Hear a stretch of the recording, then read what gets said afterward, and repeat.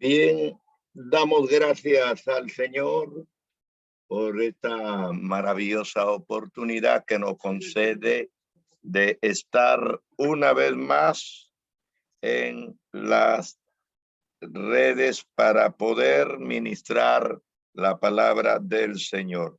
Y continuamos con el capítulo 28 del libro de Mateo. Mateo 28, y vamos a dar lectura desde el versículo 11. Damos gracias al Señor. Estamos terminando el Evangelio de Mateo y nos falta apenas 2 tópicos nada más y terminamos con este bonito libro. Y estamos programando hacer un estudio del libro de Romanos, uno de los libros más difíciles y controversiales. Aquí hay una situación bastante complicada. Hay iglesias que lo han interpretado de una o de otra manera. Es uno de los libros más polémicos en relación a la ley y a la gracia, al sábado y al domingo, al pueblo judío y a la iglesia de Dios. Bien, entonces Mateo 28 del 11 al 15. Leemos la palabra del Señor.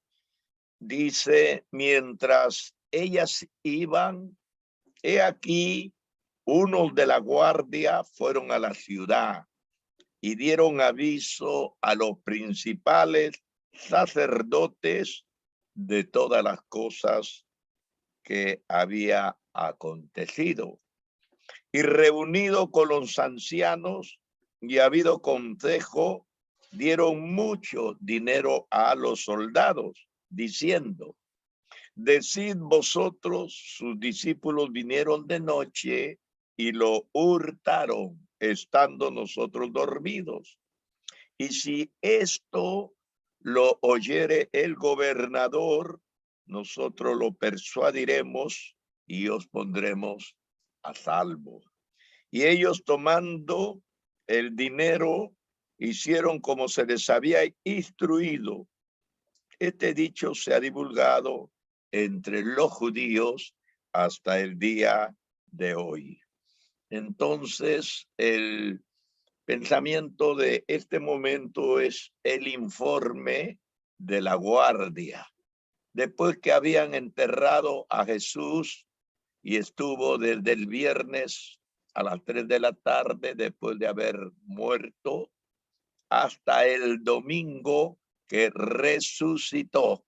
Y precisamente ahí es donde viene el gran dilema para los sacerdotes, para los miembros del Sanedrín, para los escribas, porque ellos jamás aceptarían que verdaderamente Jesús había resucitado.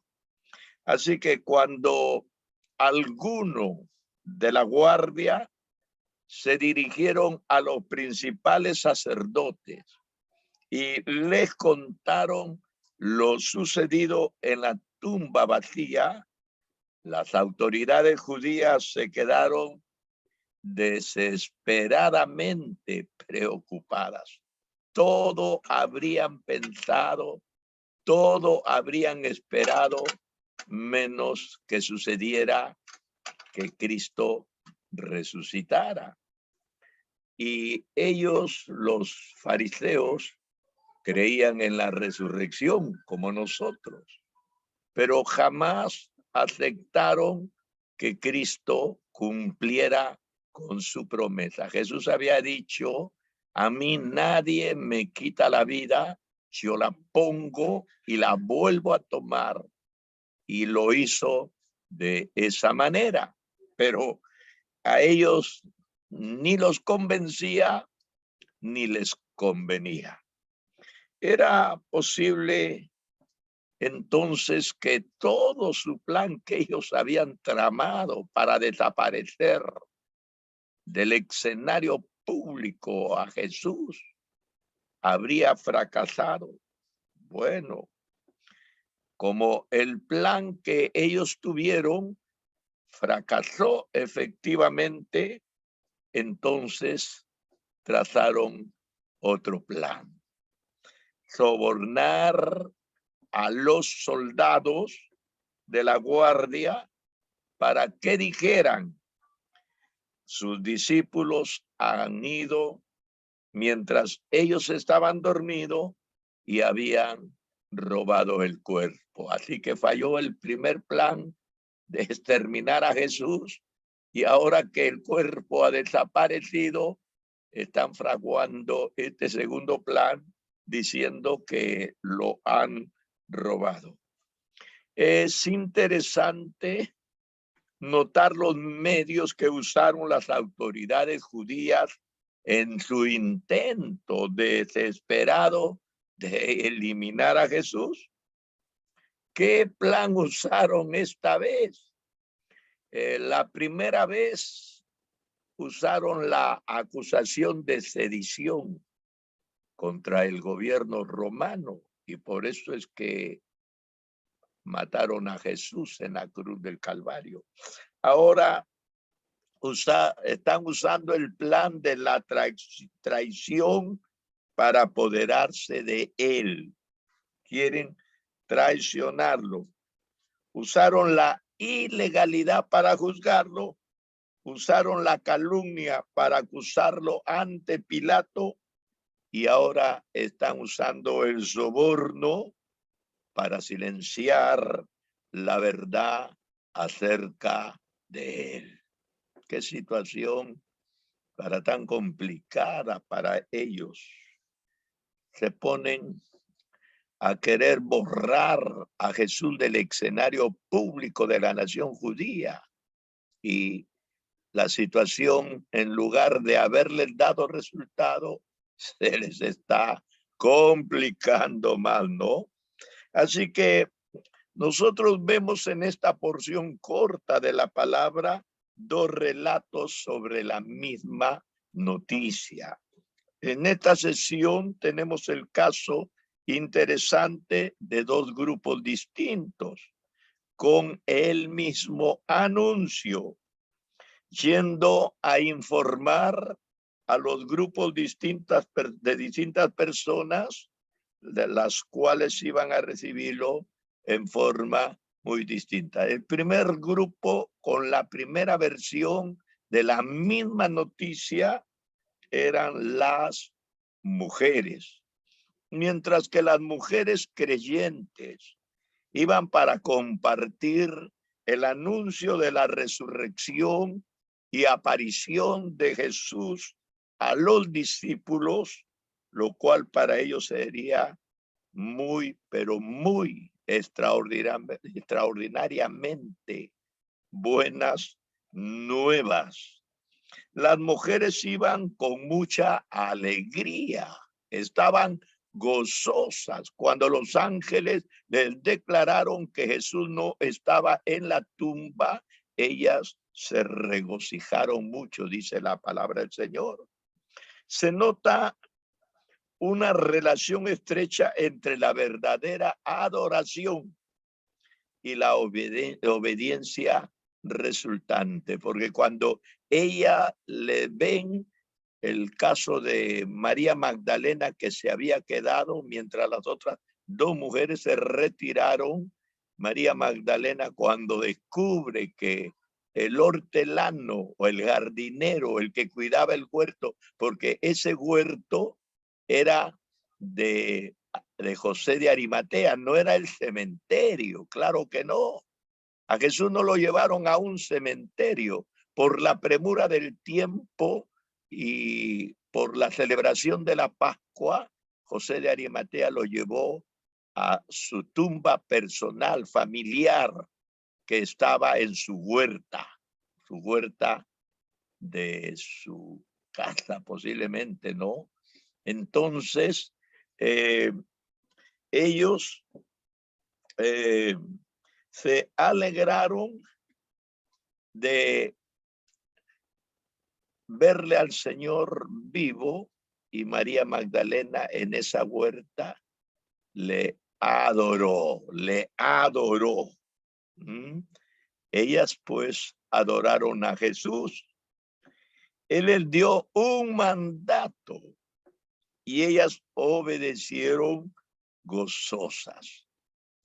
Por eso es que muchos predicadores, como quien les habla, no puedo ponerme en contra de que las mujeres prediquen o de que las mujeres testifiquen. ¿Por qué?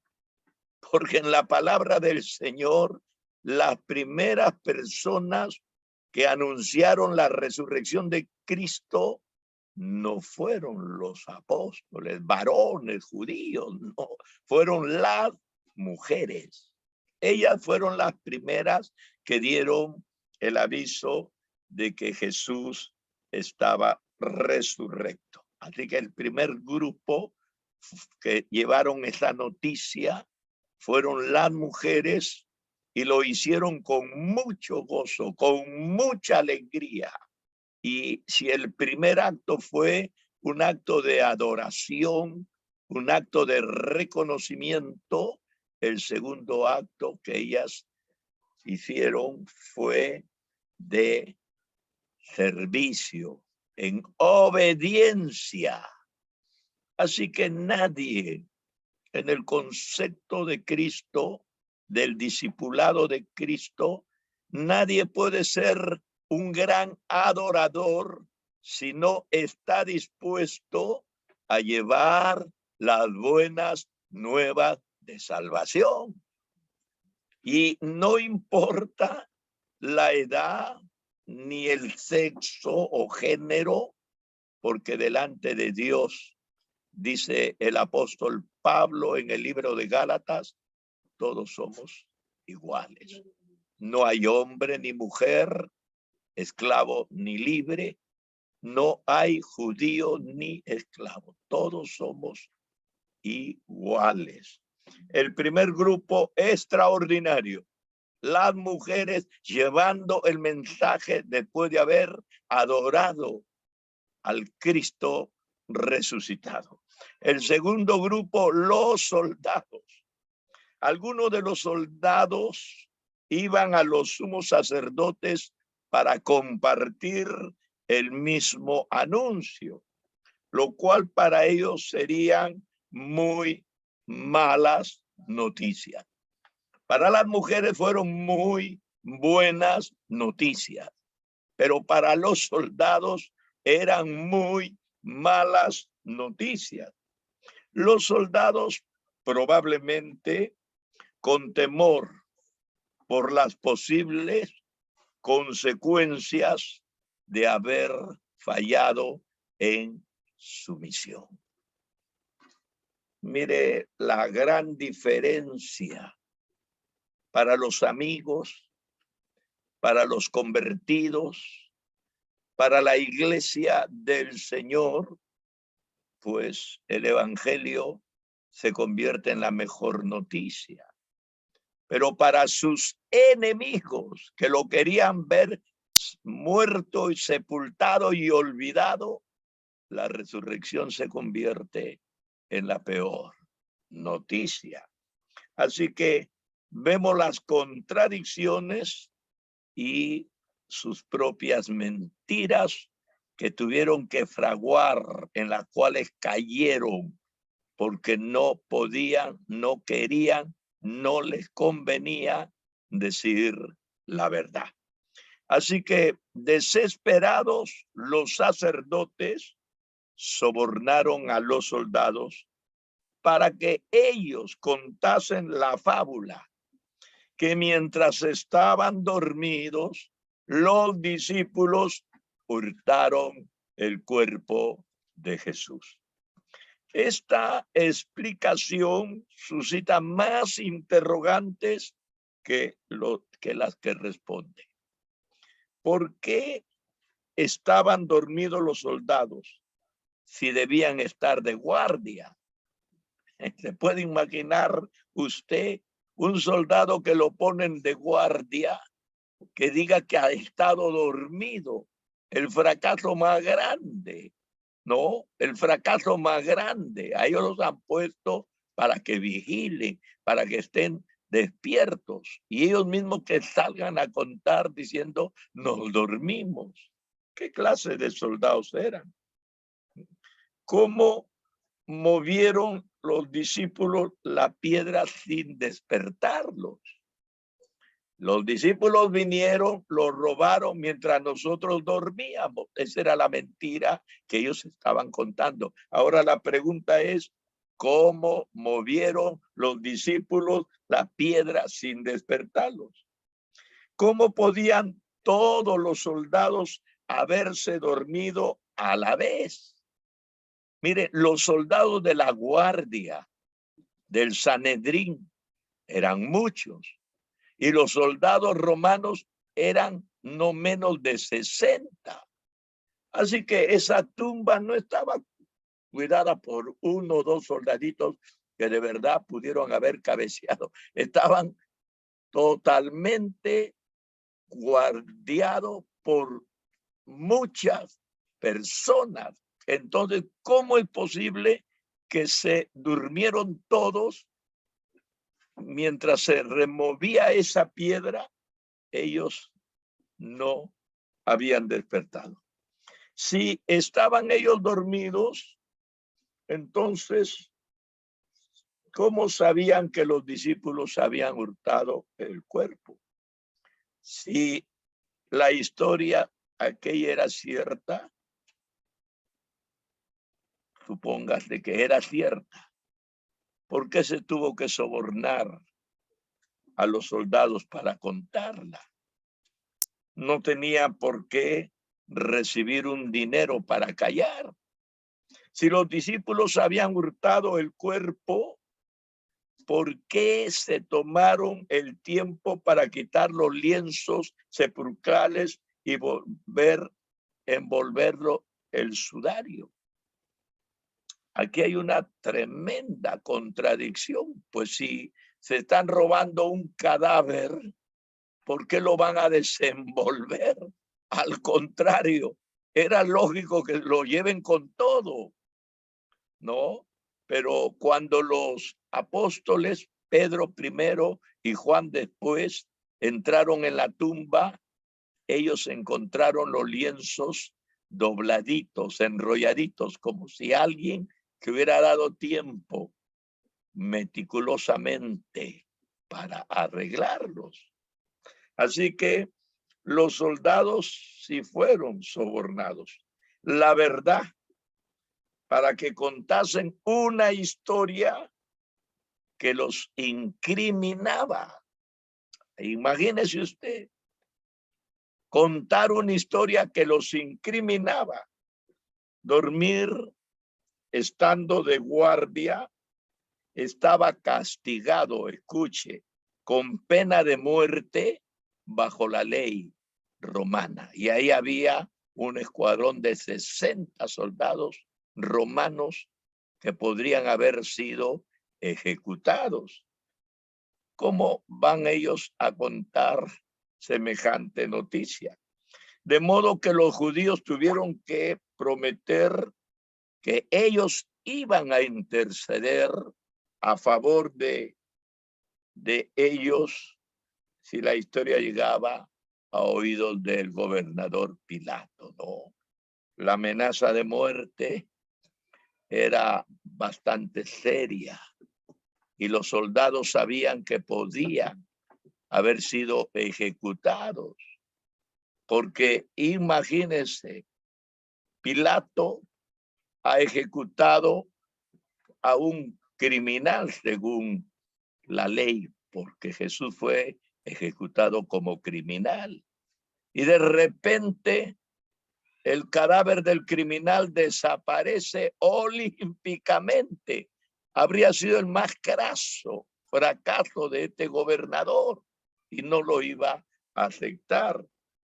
El Sanedrín estaba descubriendo que mientras que la verdad se verifica a sí mismo, la verdad no necesita alteración, no necesita confirmación, no necesita que alguien la defienda, no necesita nada. La verdad se verifica a sí mismo.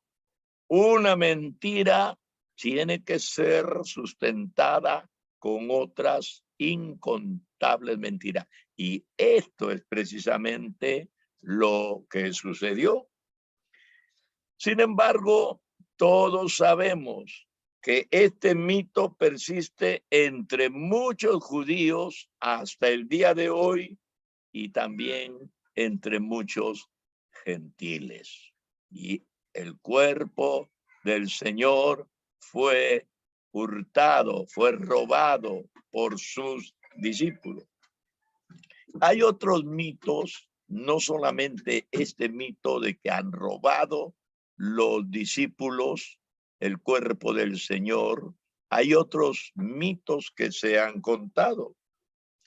Se ha sugerido, primer mito, que las mujeres cuando fueron llevando esas cantidad de especies para ungir aún más el cuerpo del Señor el domingo por la mañana, se equivocaron de sepulcro. Un poco infantil, un poco infantil. Así que pensemos en esto que es tan infantil y que personas tan intelectuales como mucha gente que leyó, escribió y predicó el evangelio años después, no lo aceptaran, ¿no? Nos equivocaríamos nosotros acerca del sepulcro de una persona a quien más queremos en un atardecer de viernes a una mañana de domingo. Yo sé por experiencia, un día fuimos a buscar, habían pasado meses sobre la muerte y el entierro de mi padre, y con mi esposa y mis hijos fuimos a buscar su tumba y no la encontramos. Pero ahí habían cientos de tumbas igualitas. No estamos hablando de esos nichos que están en fila, no, en la tierra, enterrados con cuchillo. Ahí hay cientos. Pero en este caso, la tumba de Jesús no está en un cementerio convencional. Esto es lo que tenemos que entender. Está en el huerto, la única tumba que está en el huerto de José de Arimatea. Y este huerto se trataba de un huerto privado. Imagínense que habiendo una sola tumba, habiendo sido el cadáver enterrado el viernes, 3 días después ya se estén equivocando, yendo hacia otra tumba, hacia otro sepulcro. No había otros sepulcros en aquel lugar. Ahora, supongamos que había otros sepulcros. Por supuesto que no había, pero supongamos que estas mujeres, con los ojos anhelados en lágrimas, erraron y no se dieron cuenta en el sepulcro que ellas llegaron. Bien, suponiendo que esto hubiera sucedido. Sin embargo, no puede ser posible porque Pedro y Juan, 2 pescadores jóvenes que no vinieron llorando, lamentando, no vinieron quebrantados, ellos estaban entristecidos, pero no como las mujeres que estaban llorando. Ellos fueron al sepulcro y ellos lo encontraron vacío. No fueron las mujeres las únicas, sino estos 2 hombres. Entonces ellos llegaron y lo encontraron al sepulcro vacío. Puede haberse equivocado, pero más aún, si nos ponemos a razonar, cuando ellos llegaron al sepulcro vacío, había un ángel que les dijo, no está aquí, ha resucitado. O sea, había un testigo que les está diciendo la condición en la que se encuentra el cadáver que ellos habían buscado. Y todavía les dice, venid, ved el lugar donde estaba el Señor. La pregunta ingenua, ¿podemos creer que un ángel también se haya equivocado de sepulcro y se haya ido a sepulcro equivocado? Nos podemos imaginar esa actitud infantil de mentir. No olvidemos que aquellos hombres que han puesto estas teorías son teorías carentes de todo sentido. Es la teoría de que las mujeres se equivocaron del sepulcro. No lo aceptamos, porque no solamente habían las mujeres, sino estaban los discípulos, dos de ellos, y no solamente los dos discípulos, sino el mismo ángel que el Señor había enviado. Así que la otra teoría, algunos han sugerido que Jesús no murió, sino que se desvaneció. Eso es lo que ellos dicen. Y que de alguna manera quedó reavivado en aquel húmedo sepulcro y luego salió. Si nosotros leemos el Evangelio, la tragedia que sufrió el Señor desde su apresamiento en el huerto de Getsemaní y toda la noche de juicio, y a las 9 de la mañana cuando lo crucificaron, él estaba deshecho. Él estaba físicamente deshecho. Lo habían flagelado, puesto corona de espinas, no había cenado toda esa noche, no había dormido. Tanto es que cuando le quisieron hacer que él cargue su cruz, no pudo. Tuvo otro hombre que ayudarle, Simón de Cirene, porque verdaderamente estaba totalmente extenuado. Así que podemos pensar que este personaje quebrado físicamente podía haber movido y hecho rodar una enorme piedra que cerraba el sepulcro y que estaba sellada con sellos del gobierno romano. Ahora, para ver la situación más difícil, nadie desde el interior de aquel sepulcro podría haber hecho rodar la piedra. ¿Por qué? Porque primeramente estaba de bajada. La piedra la habían traído de bajada hasta la parte plana del sepulcro y la piedra quedaba engarzada en una muesca y ahí quedaba, como se dice, sellada. Imagínense toda esta situación tan absurda para creerlo. Y Jesús, en su condición en la que él se encontraba. Dicen que Jesús no resucitó porque no estaba muerto. Simplemente se recuperó.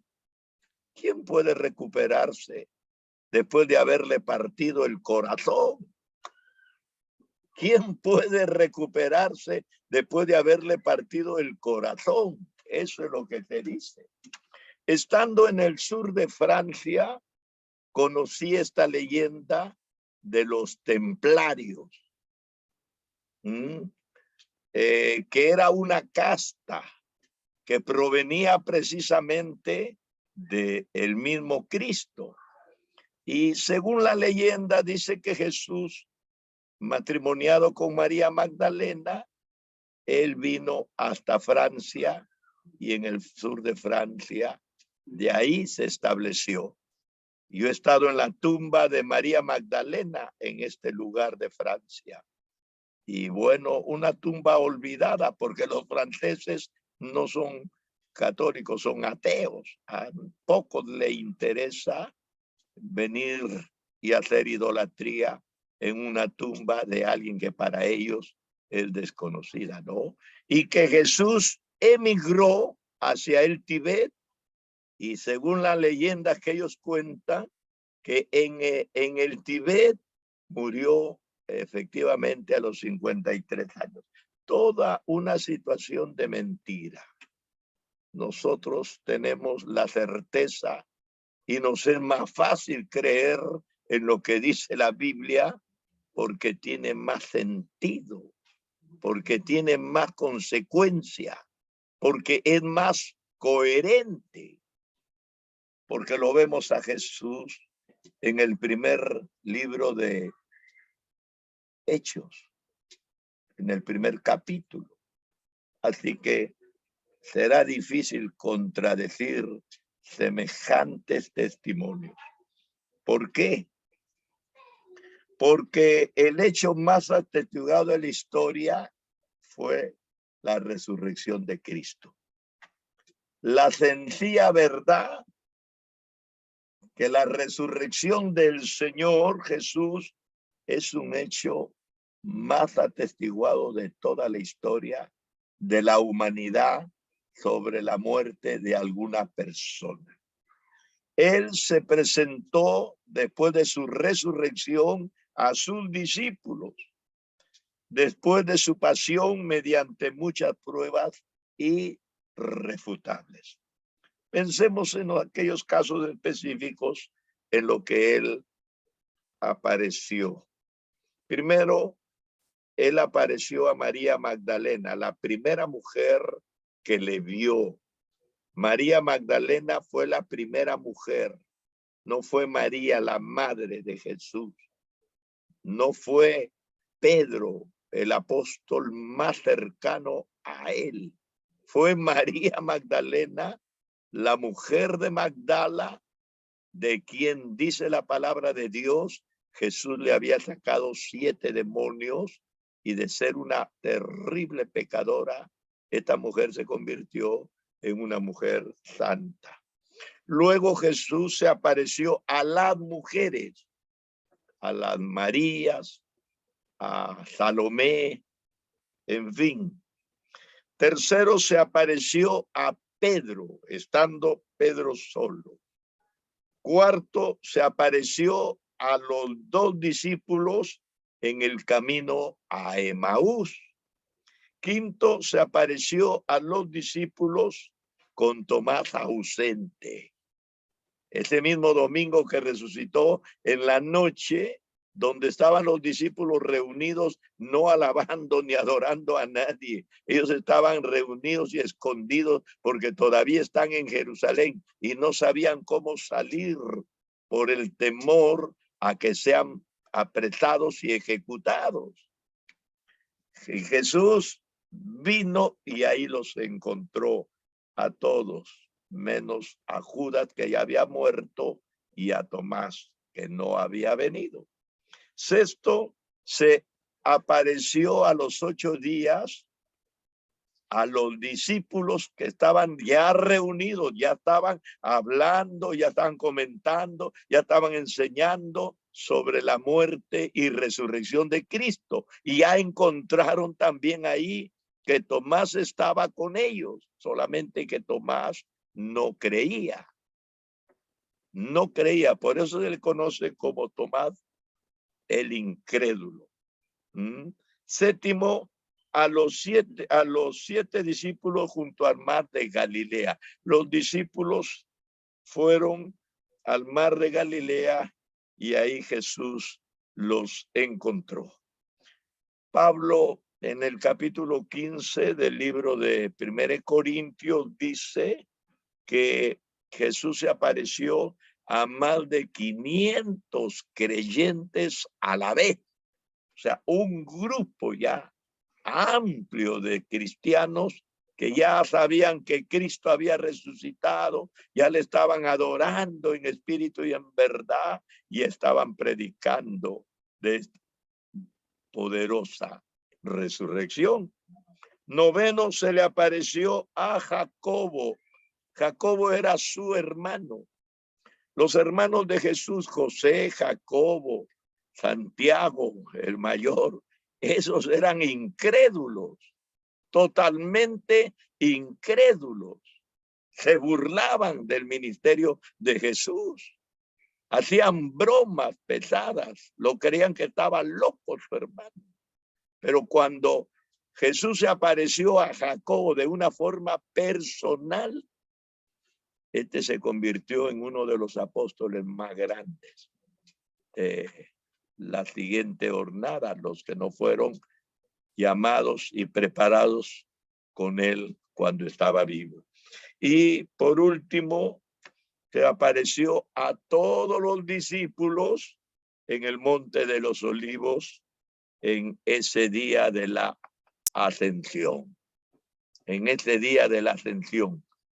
40 días después de su muerte y su resurrección, se apareció a muchos discípulos en el Monte de los Olivos. Como vemos, la resurrección de Jesús ha sido atestiguada porque se apareció el Señor a mucha gente, no solamente a algunos, sino a muchos. Y todos no se van a equivocar. Y los apóstoles no se van a enfrentar. No se van a enfrentar al Sanedrín, más tarde a Roma, sobre una mentira que ellos habrían fraguado. Si ellos no habrían tenido el testimonio real de haber visto a Cristo resucitado, no habrían tenido la fuerza espiritual para enfrentarse a la muerte. ¿Y qué muerte? Ellos prefirieron el martirio y la muerte en sacrificio antes que negar y dejar de anunciar lo que habían visto, la resurrección del Cristo. Gloria al Señor. Tenemos que entender, con esto termino, que una de las piedras fundamentales de la fe cristiana, de una fe firme, de una fe inamovible, es la evidencia histórica de la resurrección del Señor Jesucristo. El mensaje primitivo de los apóstoles y de toda la iglesia cristiana primitiva era Cristo muerto y resucitado. Cristo muerto y resucitado. Esto era tropiezo para los judíos porque ellos lo habían matado. Y esto era locura para los griegos porque los griegos intelectuales no han creído, no creen en la resurrección como lo creemos los cristianos y como lo predicaban los primeros cristianos, ¿no? Entonces, ahí encontramos que la piedra fundamental, una de las piedras fundamentales sobre la doctrina de la fe cristiana era efectivamente la resurrección. Entonces, aquí también podemos mantenernos firmes y podemos librar la batalla por la fe, porque tenemos una posición que no puede ser contradicha. Puede ser negada la resurrección, pero no puede ser refutada con evidencias, porque no las hay. Cristo es lo que dijo el ángel. ¿Por qué buscáis entre los muertos? Así dijo el ángel a las mujeres.